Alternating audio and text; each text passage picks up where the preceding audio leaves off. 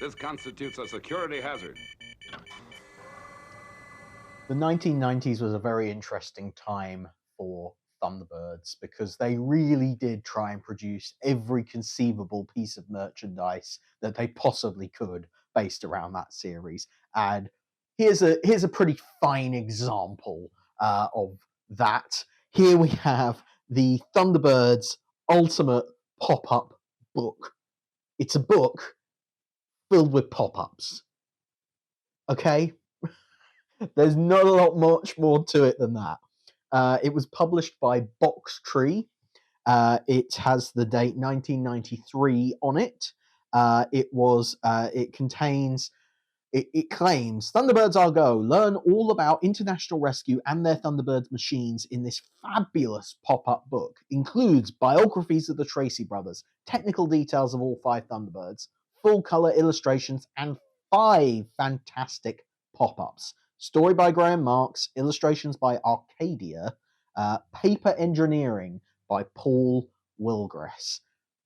I would love to be a paper engineer. Is that a real job still? Can you still do that as a job? I would love to be a paper engineer. That sounds exciting.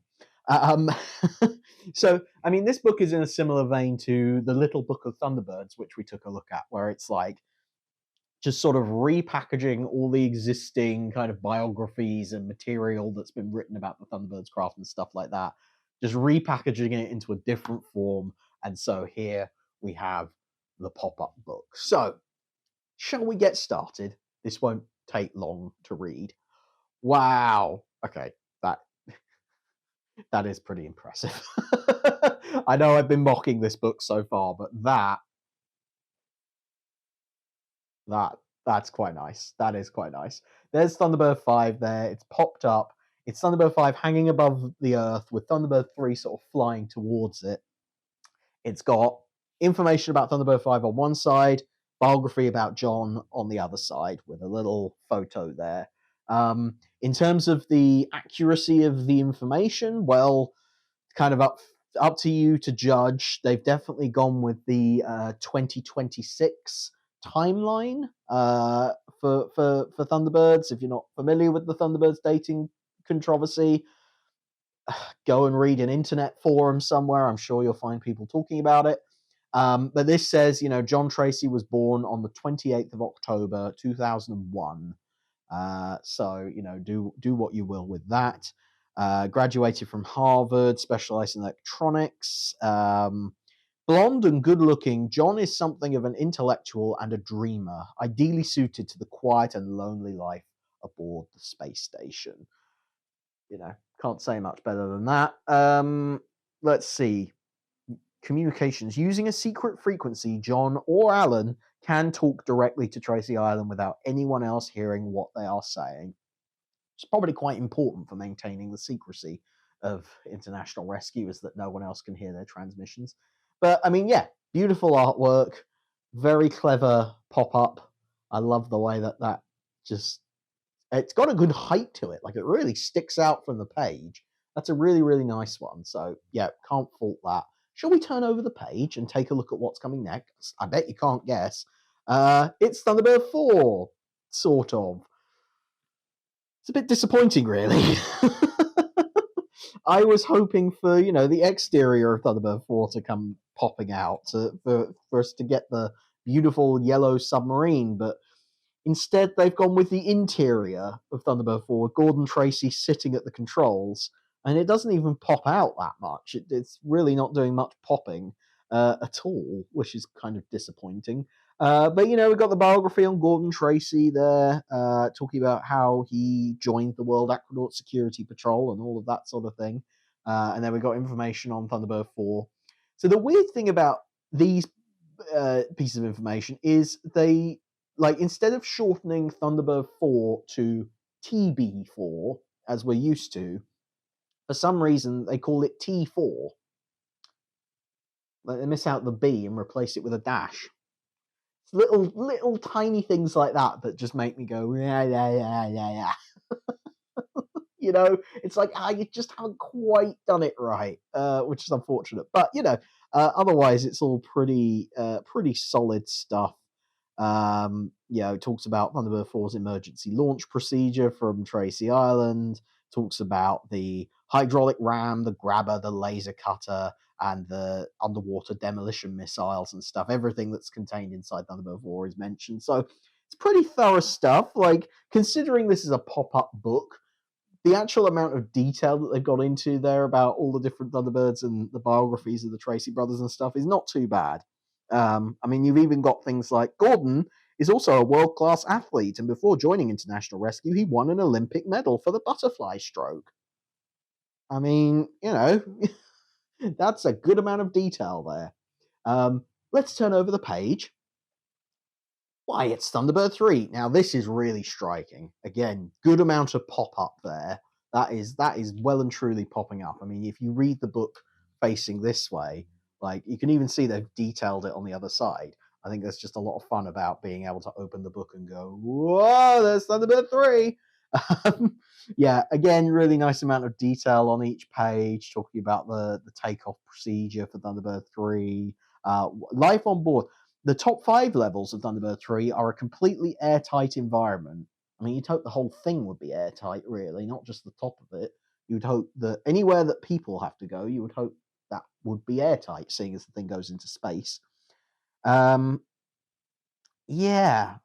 the nose are the flight computers linked to the twin-seat pilot console on the level below it. A little bit about Alan Tracy. Alan, like his brother John, also studied at Harvard University, where he developed and launched his own rocket. Unfortunately, it crash-landed in Colorado.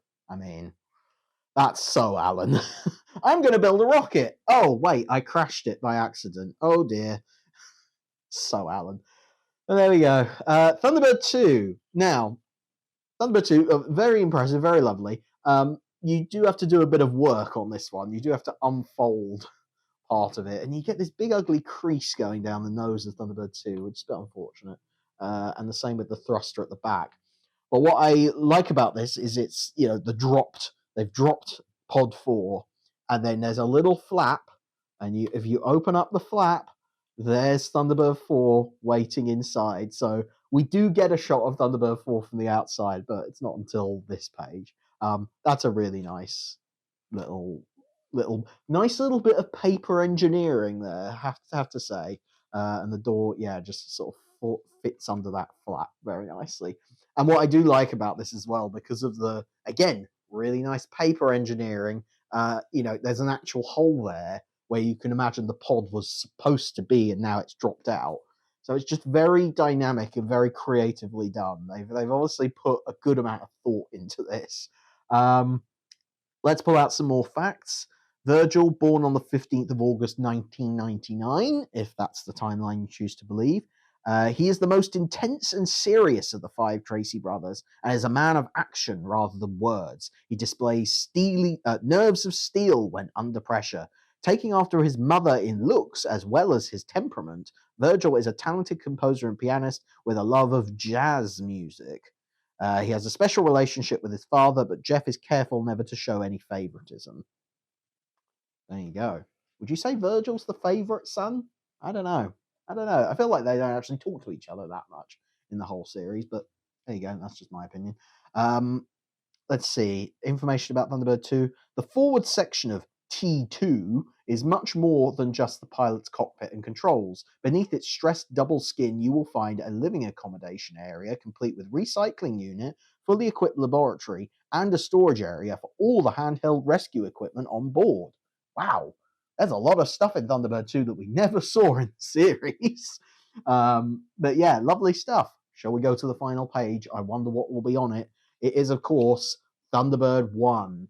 Now, if I'm honest, good paper engineering still, but the amount of pop-up, I would have liked a bit more pop-up. It's there. It's got some height to it, but I don't know, compared to like the way Thunderbird 3 is like, bosh, Thunderbird 1 is more sort of like, hi. But that's, again, just my opinion. I'm not an expert paper engineer, so I wouldn't know. But we've got this nice explosion that kind of fans out there, and then there's Thunderbird 1 sticking out very nicely as well. Biography on Scott. Let's see, what can we say about Scott? When his father is away from Tracy Island, Scott assumes control until his return. I mean, in Atlantic Inferno, it's more sort of forced upon Scott. He doesn't particularly want to take command, but yeah, all right, fair enough. I guess you can say that.